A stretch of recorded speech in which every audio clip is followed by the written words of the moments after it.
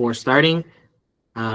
Just want to make sure everyone can hear me. If you're on camera, can you give me a thumbs up? Do you guys can hear me? All right, I see one thumbs up.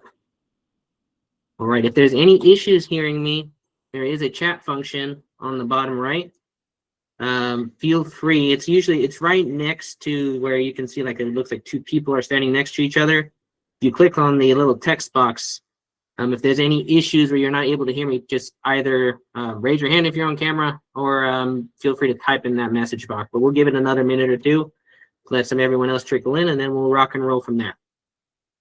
So we'll be starting momentarily.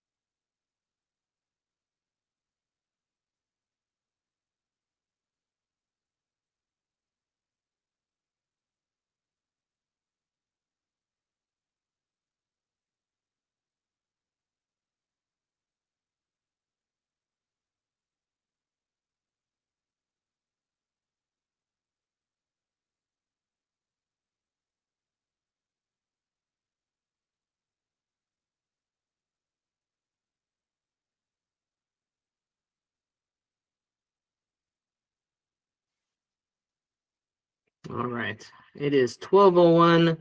Looks like we have a good amount of people here. We'll get the ball rolling. So just some quick notes from an introduction perspective. This video that we're on right now using Google Meets, it is being recorded. So just for you all to know that. So this will eventually be placed on our website once it goes through our compliance and such.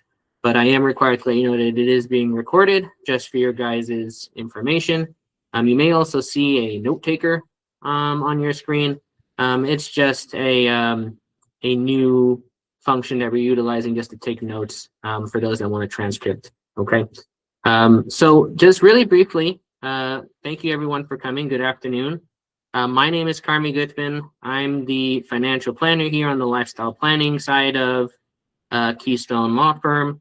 As if you don't know already, the series that are being brought to you are from the Retirement Management Office. That is essentially a partnership between lifestyle planning and Keystone Law Firm to provide a one-stop shop for services for financial planning, estate planning, investment, taxes, etc. So that's a really brief introduction on that. Today we're going to be covering long-term care. It's not just for old people. The goal of this presentation is to just knowledge share with y'all, to really be able to understand, to get everyone up to speed, what is long-term, what it necessarily constitutes as long-term care, what are some facts surrounding that, for what the cost is here in Arizona for specific types of long-term care treatments, and then lastly, focusing on how are some ways that we can potentially solve for that. When I say we, that means options for you guys to consider after speaking to your spouse, your clergyman, whoever is a trusted person for you all. And then we'll end with some Q&A at the end. So for the duration of the presentation, the mics will be muted. However, if you want to ask a question and you don't want to forget it, please feel free to either write it down or put it in the chat box. Okay, and then we'll make sure to answer it at the end of the presentation. We'll leave around. My goal is to leave around 30 minutes or so for questions at the end. Okay, so we'll go into a few disclosures because I have to make the lawyers happy. Essentially, anything that we discuss today is strictly and purely educational and is not substituting as financial, investment, legal, or tax advice. So please, please, please, please, before you make any decisions on anything with regards to what you've heard today, please consult with your trusted professional. I do need to also disclose that lifestyle planning does sell insurance products. So if there's anything that is going to be offered down the line, if you want to engage and speak to someone about insurance, we do get paid from the insurance companies to sell that product. So I do need to disclose that to you. But the goal is not to sell you anything today. The goal is to just give information, knowledge share, and answer questions. Period. End of story. Okay? But I do need to share those legal notices with you.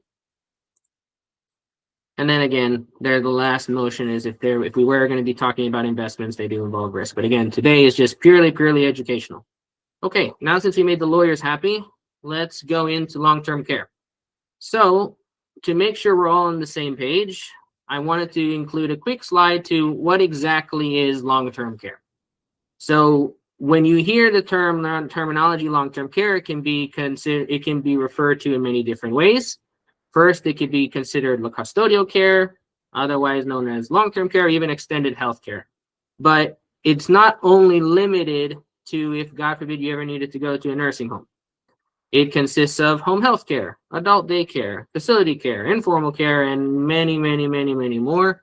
So if you're ever curious as to what is considered to be covered by long-term care, don't hesitate to reach out. Or even you can, if you're familiar with ChatGPT or Google, you can Google it and you can see exactly what else could be considered under long-term care. And then also just feel free to reach out. There'll be my contact information at the end of this as well. Typically, how any type of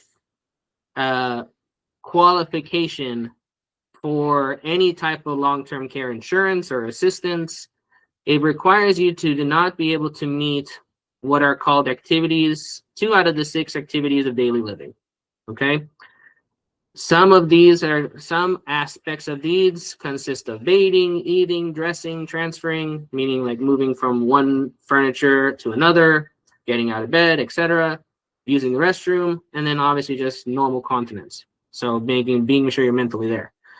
If you're not able to complete 2 out of the 6 of those activities of daily living, that is when essentially, for most, I'll say most, long-term care insurance or assistance products, that's when some sort of payment will kick in, is when you can't meet 2 out of the 6 of those. Now, since we have a little bit of an understanding with regards to what is long-term care, it's important to realize that as invincible as we may feel now, there's a high probability that when we look at the needs for long-term care, there's a pretty good chance, about 2/3 of the time, someone's going to need some sort of long-term care right towards the end of their lifetimes. So this fact is actually from the U.S. Department of Health and Human Services,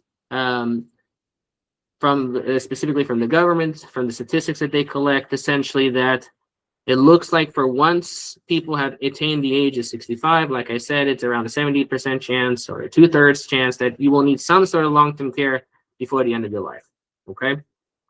And it's one of those things that it is important to really at least know the facts about, to consider if you want to give some protection to it. Because at the end of the day, if you're not going to want to plan for this, it will either become your problem if you're going to make a decision to self-insure, or your caretaker's problem, whoever that is, spouse, family, and etc. So it's important just to make sure we get the facts on this so that we can make informed decisions. So now that we know, there's probably a good chance most of us will need some sort of long-term care. Let's kind of dig into some of the numbers behind it, okay? So again, this is all data from the Department of Health and Human Services. The average stay for a male for any type of long-term care assistance is around 2.2 years. For women is 3.7.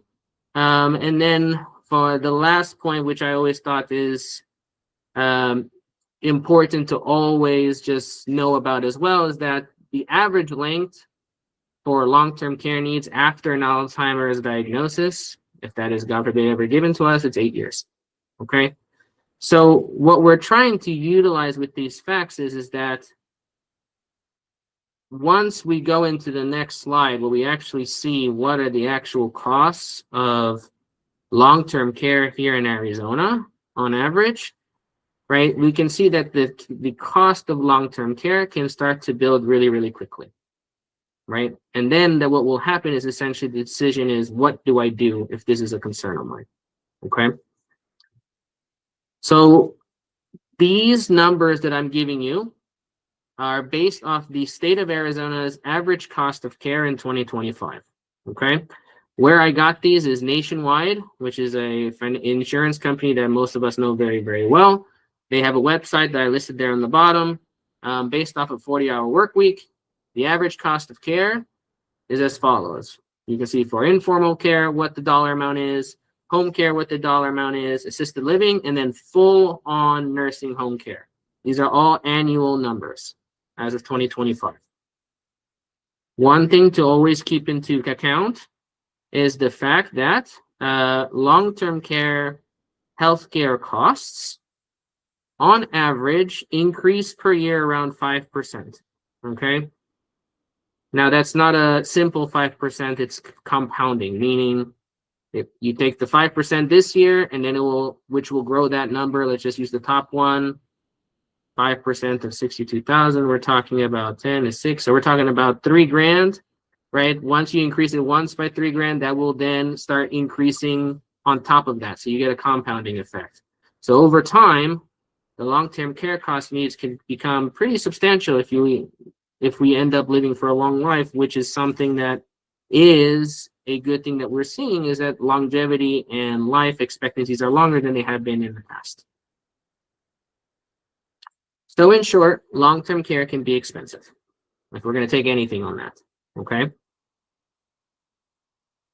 So the reason why I wanted to, it was a decision I wanted to kind of think about is, did I want to include a slide on what the impact could be on families? I was going back and forth.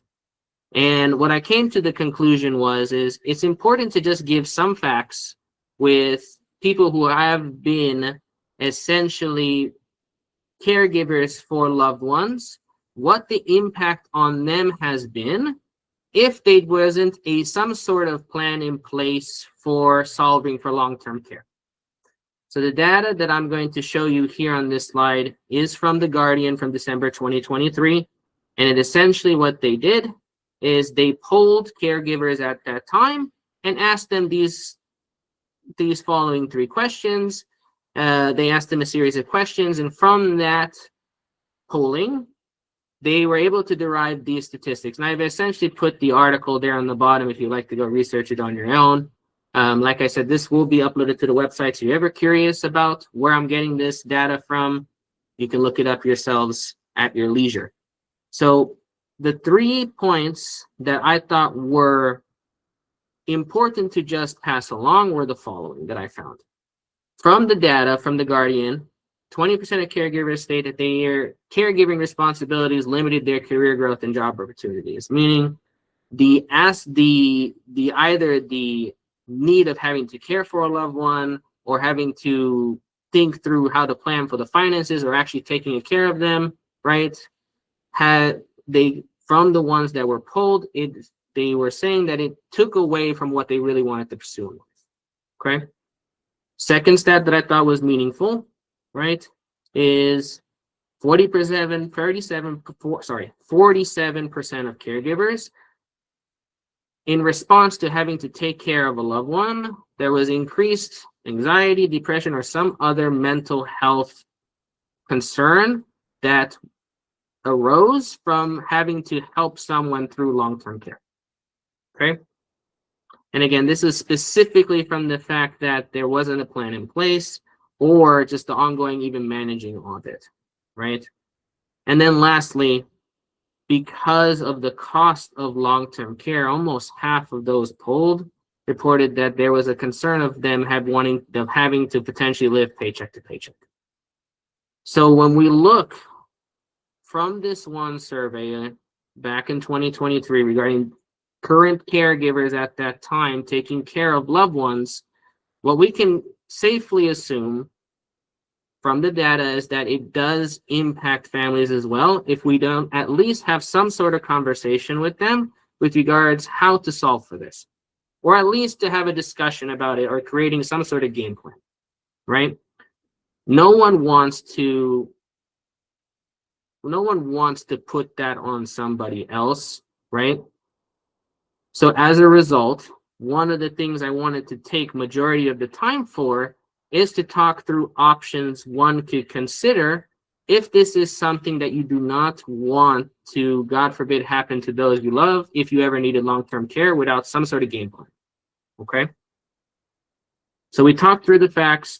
We saw some of the impacts that could happen to families if we don't have at least a discussion at a minimum about this.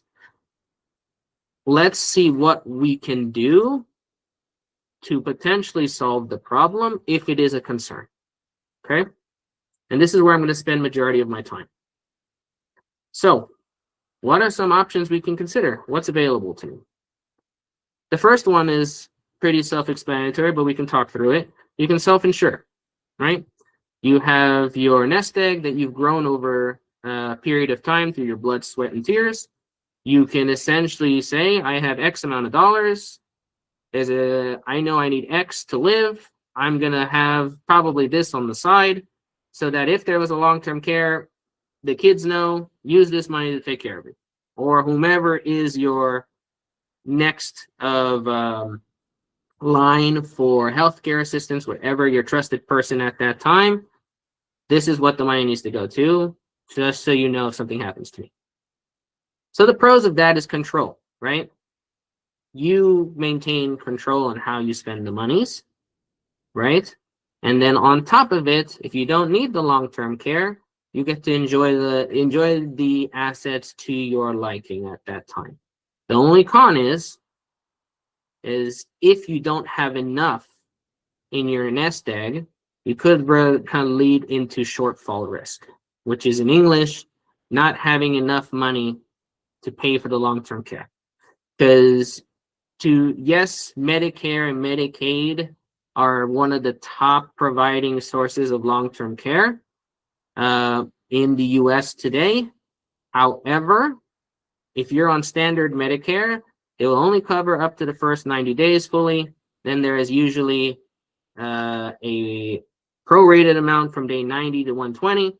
And then after day 120, you're on the hook on average, okay? When we get to Medicaid, what happens is you need to be with below a certain asset threshold.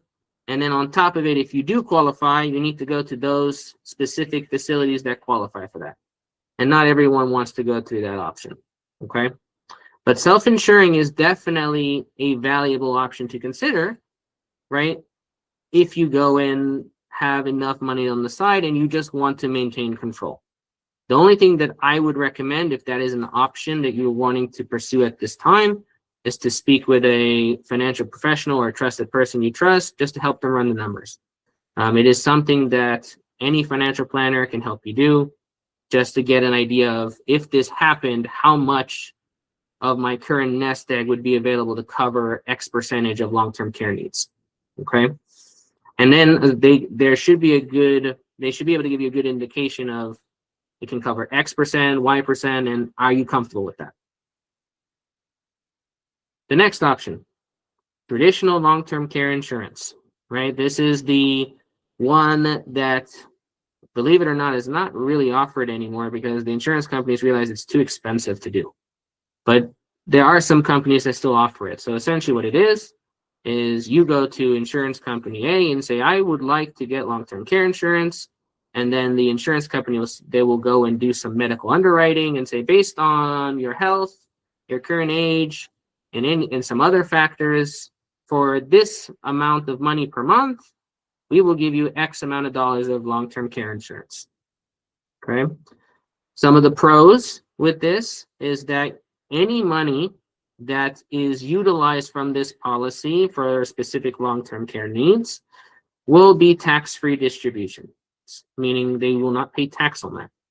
Now, also, if you are currently itemizing your deductions for your taxes, you may be able to get some further tax deductions on the premiums that you pay per year. Okay. Now that's assuming you have more than the standard deduction, which I believe now was increased to 32,400, if I'm remembering correctly. So the only way for it to really benefit you is if you have enough itemized deductions, right, plus the premiums on your long-term care insurance to be above that where it starts being a benefit. But it can be a benefit for some. The hard part, and this is where it gets to be a big con, is these can be very, very expensive. So one of the things that I do with our members is, for those that have long-term care policies, is they will get notices from them saying, hey, we're going to have a premium increase this year. Here are your options. What would you like to do? And it is something that we do, and we go through the numbers and say, hey, does it make sense to keep the current option, or maybe we consider option B, C, D that they offer because they're comfortable with the amount of insurance they would still receive with the lower cost that is being offered. Okay, so the cons of this, just to kind of everyone's aware of, is it can be very expensive.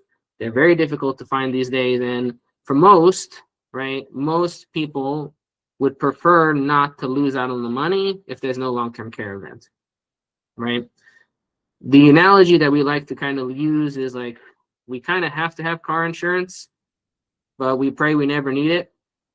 The only thing that I know is the cost of car insurance relative to traditional long-term care insurance is not the same. It's long-term care insurance is significantly more higher. But it is something that I know for many, paying X amount of dollars per month, per year, and then God forbid, well, I guess, thank God, not needing the long-term care, you lost out on the money. So that can be a pretty big con for most people. So where I feel where options are going to be the most potentially economical for most people who view long-term care as an option they would like to solve for is either something called a hybrid insurance product or potentially income annuities that have some added benefits to it. But we'll go through each one so that we're all on the same page. But again, options 3 and 4 are most likely the best of both worlds, where you want to solve for long-term care, but not necessarily lose out on whatever money you put in if you don't have a long-term care event. So the insurance companies got smart, and they realized, boy, if we bundle services together like life insurance or an annuity with long-term care, we are able to collect probably the very, very similar. Well, let me rephrase that. They have a much better opportunity to maintain their profit margins by bundling services together, right? Because most people will either, if they don't need the long-term care, they will just turn on the annuity, right? Which is a lot more cost effective for the insurance company. They'd rather pay out a payment that they know of that they can plan for than a long-term care event. Or if the person doesn't have a long-term care and they, heaven forbid, pass away, the insurance company knows, all right, well, at least they get a life insurance death benefit, and then I don't need to worry about the long-term care. So if they bundle it together, they're able to just be a little bit more economical on their end. Now, just because it's economical on the insurance's end doesn't mean it cannot be an added benefit to us as a consumer. The pros with the hybrid insurance products is that it lets you solve for multiple goals with one product.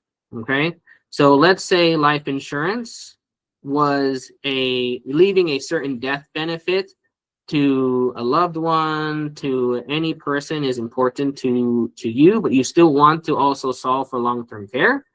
You can purchase a hybrid life insurance with a long-term care rider. A rider in English is an add-on benefit to the insurance contract. Now, they don't do this for free. They usually charge you a fee for that. Usually it's around anywhere from 0.85 to you can be as high as 2, depending on where you go per year. But for the peace of mind, knowing that I'm going to be giving this insurance company X amount of dollars, usually as a lump sum or a set amount of payments over a period of time, right, depending on who you use.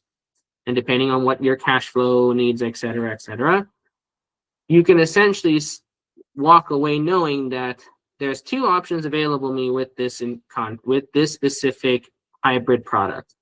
If I don't need the long-term care, then I know that at least my heirs will be able to get some sort of death benefit back. Or knowing that if I do need long-term care, then whatever the coverage they give me will go to pay that. So a lot of people prefer that because they can solve for two goals at once.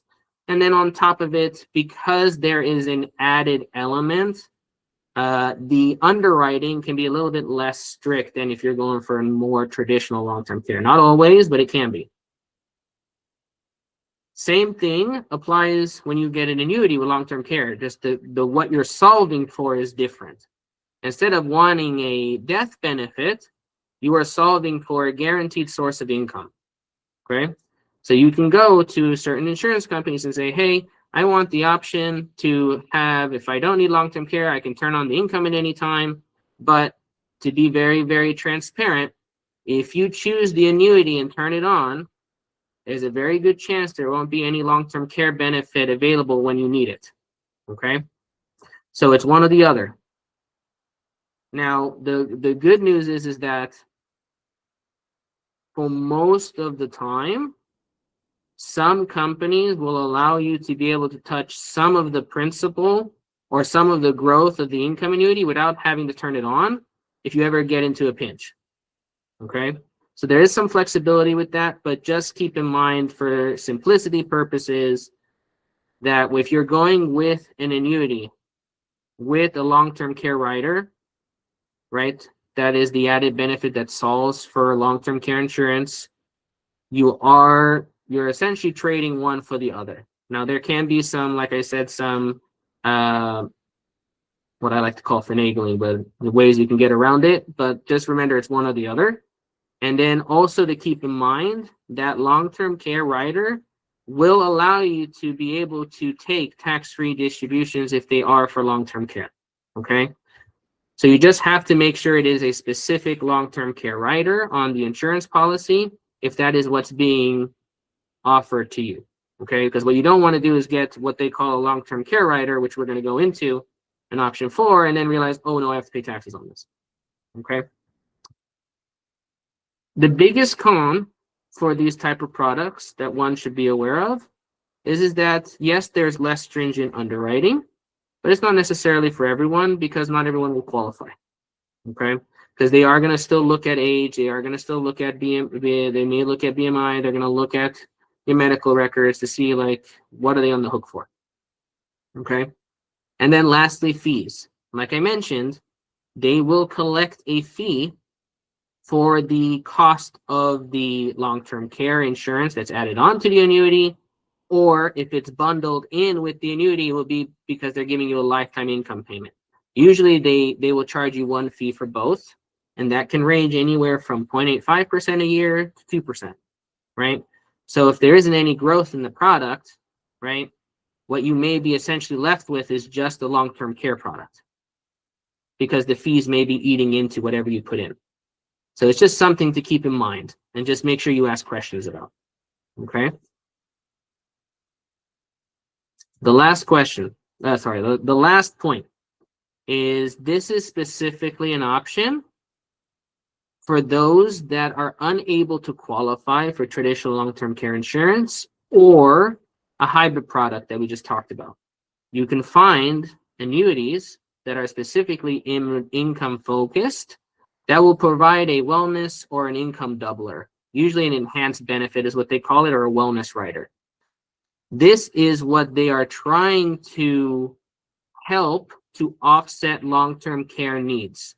This is not long-term care insurance, meaning you will not get tax-free distributions if it's used for long-term care. What will happen is that they will essentially allow you that if you're collecting income over a period of time, they will double whatever you're getting normally for a certain period of time. Usually it's for 2 to 5 years or until whatever you put in goes to zero. So if you put in 100,000 and you're collecting $10,000 a year on that, right? with this wellness rider, they will increase it to 20 for a period of time if you have long-term care needs. But whenever you take those distributions, they're going to reduce that from whatever you put in. So eventually, as you take money from an income annuity, what you will be left with is just the income payment, okay? But it won't be the doubler. It'll be what you originally were quoted when you turned on the annuity. So what will happen is you may get 20 grand for the first year, but if there isn't enough principal that you put in plus growth, all you'll be left with is just that $10,000 that you turned on originally.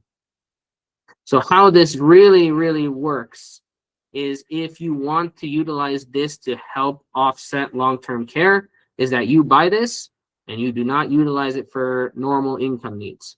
You use it and you forget about it.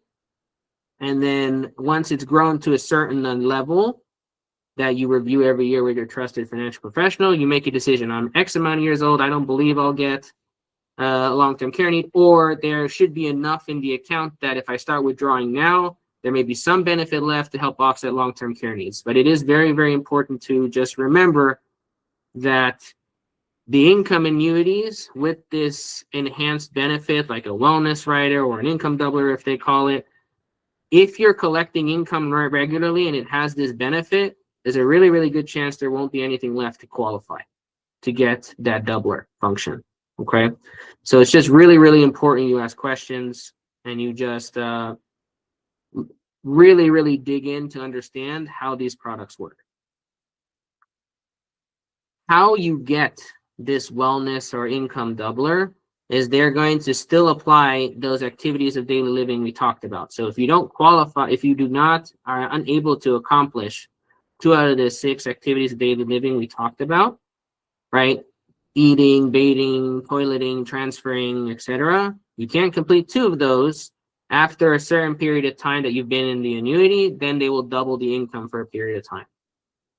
So it's not automatic. And usually they will force you to turn the income first before you have that event to get the doubler. So there's just a lot of things you just have to plan around if this is something you look into. But it is an option.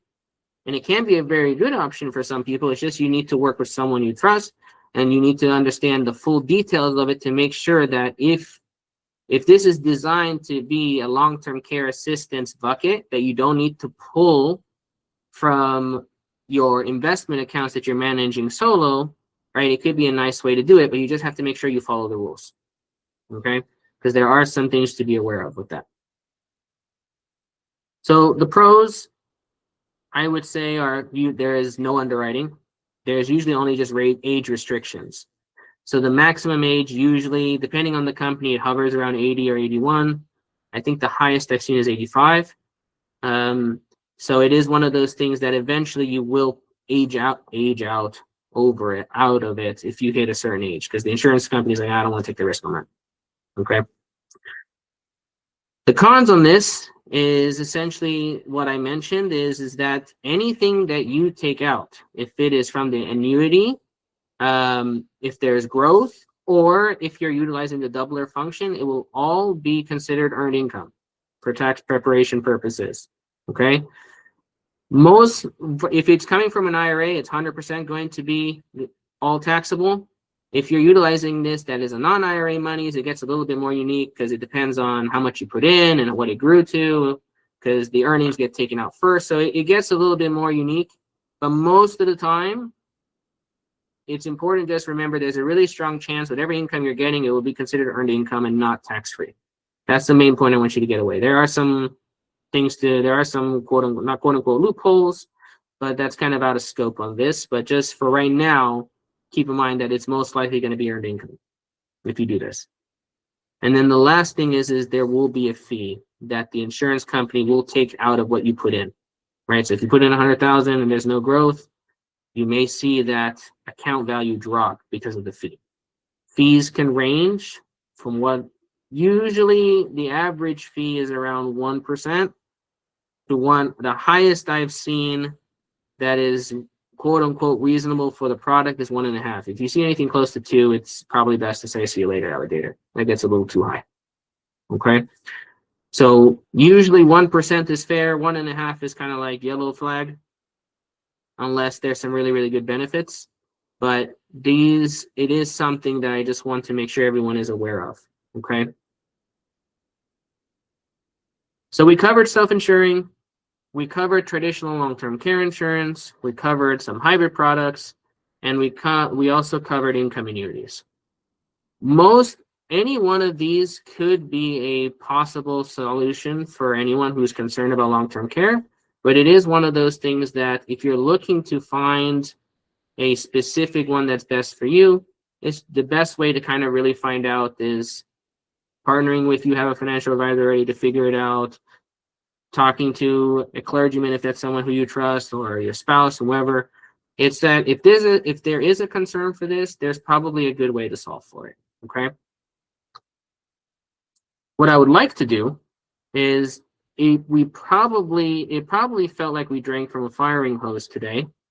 So I wanted to take the last 25 minutes or so to cover questions that you may have, because it was a lot, and long-term care can be a really, really tricky thing to potentially solve for. If you're not comfortable speaking in front of everyone because it is being recorded, I did have my phone number at the office that you can call, or if you'd like to send emails, you can shoot me an email at karmi@lifestyleplanningsfirm.com. But I do want to open it up for questions if you have any. Or if you're comfortable, you can also just chat it in. One did come in that I'll answer real briefly, but this is the time where I would like you to ask questions if you have any. I believe Alexis on the line will also kind of unmute everyone. If you'd like to ask a question, feel free to ask it. He gave me a thumbs up, so he's going to unmute everyone. So feel free to make sure you're unmuted on your device just in case to ask the question. But the first one that came in is, what is the rate of return for annuity in option 4? So these products are not designed for return. They are designed for essentially income. Okay. So we do not want to view these as a return vehicle. If you're looking for return, this isn't the right product for you. What this is designed to do is to solve for a certain amount of income that you want to know for sure that is coming out of a product that you don't need to pull it from somewhere else. Okay. However, to give you something, depending on the premium that you put in, you can kind of calculate what exactly is the payment you're receiving based off of your principal. For example, if you put in $100,000 and they're going to pay you $10,000 a year, you take the 10,000 divided by 100,000 and you say, okay, I'm getting 10% of my money, right? I put in 100 and I'm getting 10,000. To be in a good income product, you want to be somewhere between 8 and 10. Meaning, if I put in if I put in 100,000, I want to be somewhere between 8 and 10 grand per year. Anything below that is not a strong income product. Okay. That's the best I can really tell you, because if you're looking for return, option 4 is not the best place to do it. The best place for return will most likely be in like a typical brokerage account where you're picking investments and such, or you can go potentially into a growth annuity, but most of those do not have long-term care features to it. If you want that, you want the potential for growth, but you don't necessarily want the risk. Growth annuities can solve for that, but just keep in mind they very, very rarely have a long-term care add-on to it. Now, another question came in was regards to what's the ideal age to start an option like number 3 or 4. It's a really, really great question. And the most correct answer is it depends. However, to be a little bit more poignant on that and to give more guidance, where a good time to start is most likely to be around anywhere from where I've seen where you can get the best income rates is around from age 70 to age 80. Okay. Those are where you're going to get the best payout rates. Once you get above 80, most insurance companies will not really give you the best bang for your buck because they don't want to be on the hook for paying out for someone much older. But typically for option 4, which is those income annuities, an age range that I found where they're going to be paying 8 to 10% is around 70 to age 80. For option 3, if you're going to be utilizing a hybrid product that's not income annuity based, so this is specifically long-term care tax eligible, meaning if you take distributions, it'll cover long-term care. The best age for this, right, typically is from 60 to 70 is what I found. Mainly because of the fact people around those age are usually, in theory, healthier. And then after age 70, our body may start to not function as we would like. However, that doesn't mean if you go past 70, you may not get a good rate. Because everyone's different, everyone's health is different. But on average, where you get the best amount of coverage for the least amount of money you put in is around age 60 to 70. And then it gets a little bit iffy once you get closer to 80. Okay. But again, it all just really, really depends on each individual person's health. Okay. But good questions so far. What other questions can I answer at this time? Feel free to chat them in the chat box, or just feel free to just turn on your mic and I'm happy to answer them. So I am fully here at the firing squad waiting for you guys.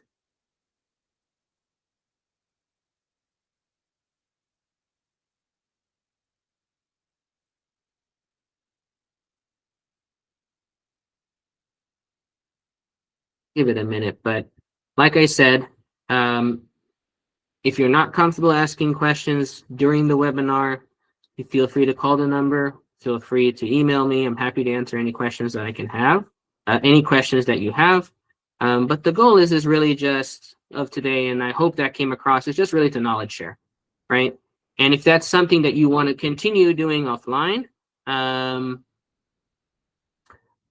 I'm happy to do some of that knowledge sharing with you. So it's just, this is something that it can be very, very important to many. And if it is a concern, let's talk about it. Or if it's not with me, if you don't feel comfortable with me, that's perfectly fine. You guys don't know me, I get it. At least have that conversation with a trusted person that you feel comfortable with. Clergyman, spouse, friend, etc. Financial planner, whoever it is. Please at least at a minimum have that conversation with someone. Another question came in. Can I dig further into option 4 question? Yes. What specifically? Let's see.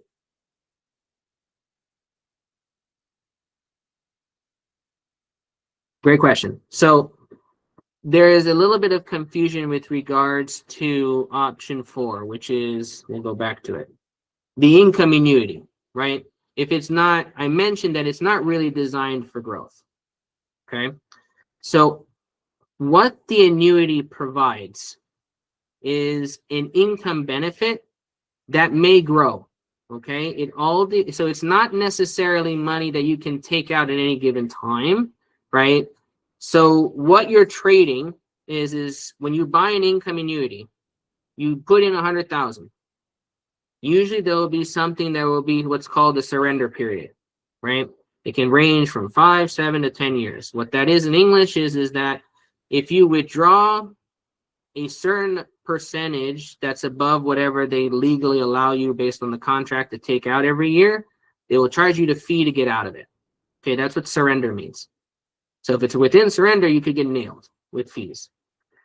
But in the income annuity, they give you 2 buckets where you can utilize for your benefit. One is called an account value, right? That's like if you go on your Vanguard or Fidelity or Schwab and you see that, okay, my account is worth this, that's how much I can pull out. That is essentially how in an income annuity is, that's what that account value means, okay? Then there'll be a benefit base, an income bucket. They have 2 different functions. What may happen is that you will see that your income amount will usually be higher than what your account value is. The reason for that is that the insurance company, when you buy this product, is you're essentially saying, I don't trust myself with this 100,000. I trust you, insurance company, to be able to give me a certain rate of return, but through a guaranteed payment amount. Okay. So where the return comes from with this product is that if you don't need this money for a period of time, right? And you don't necessarily want to put it into the market to grow because there's risk with the market, you can hand that over to the insurance company and they will grow your income value, your income account, by a certain percentage every year, guaranteed for the life of the contract up to a certain point. The reason why I'm being vague is because it really depends on the product. But on average, they may grow your income amount by a certain percentage. Usually I've seen anywhere from 4 to 10% per year. So what happens is that every year you may not necessarily see growth on your account value, right? That's where you can technically, if you wanted to, take money out at any time and all of it if you really wanted to, but you're going to be subject to surrender. The income amount is where they'll let you take a certain percentage every year. And the longer that you let it sit, the more that can grow depending on what guarantees they provide you in the contract.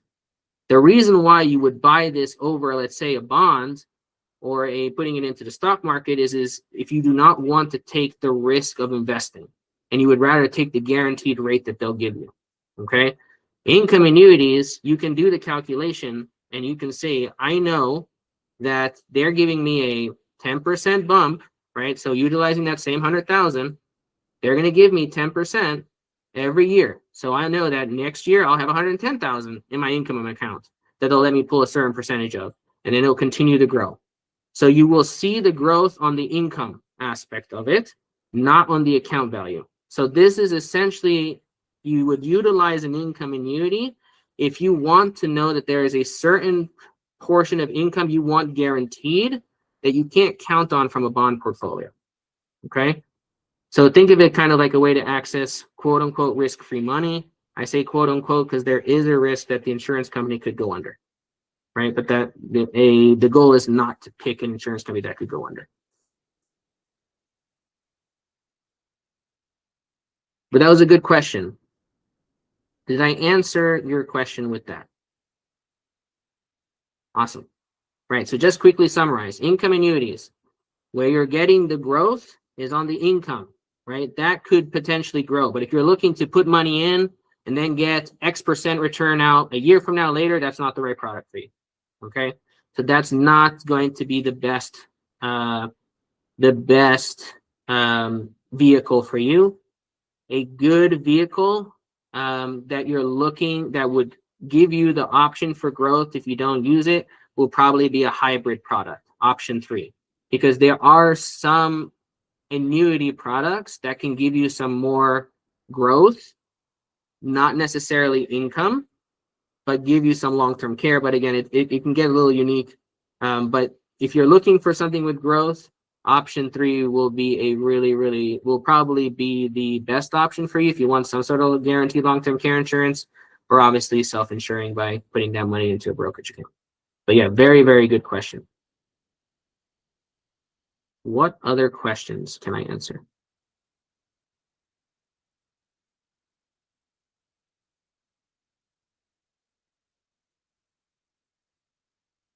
Give it another minute, but I hope this was helpful. I hope that this was worth the 48 minutes now that we kind of went through this presentation together. I'm happy to be a resource. If I can help answer questions, please feel free to utilize me.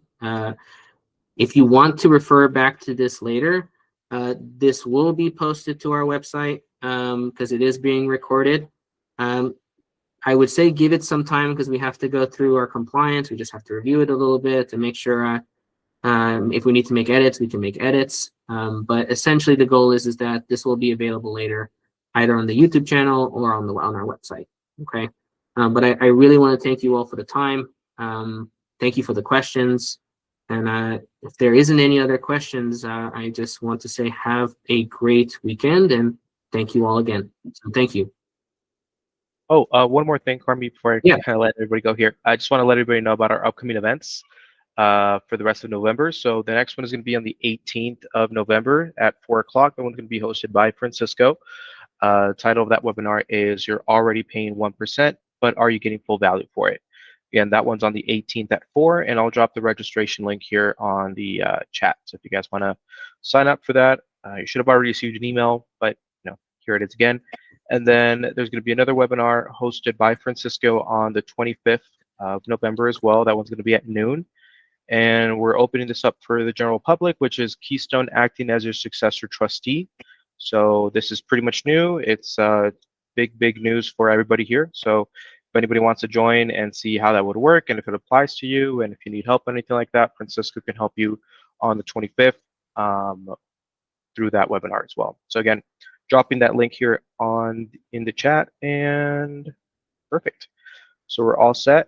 And that's it from my side, Karmi. Do you have anything else? Nope. And thank you again, everyone, and have a great weekend. Have a good one, everyone.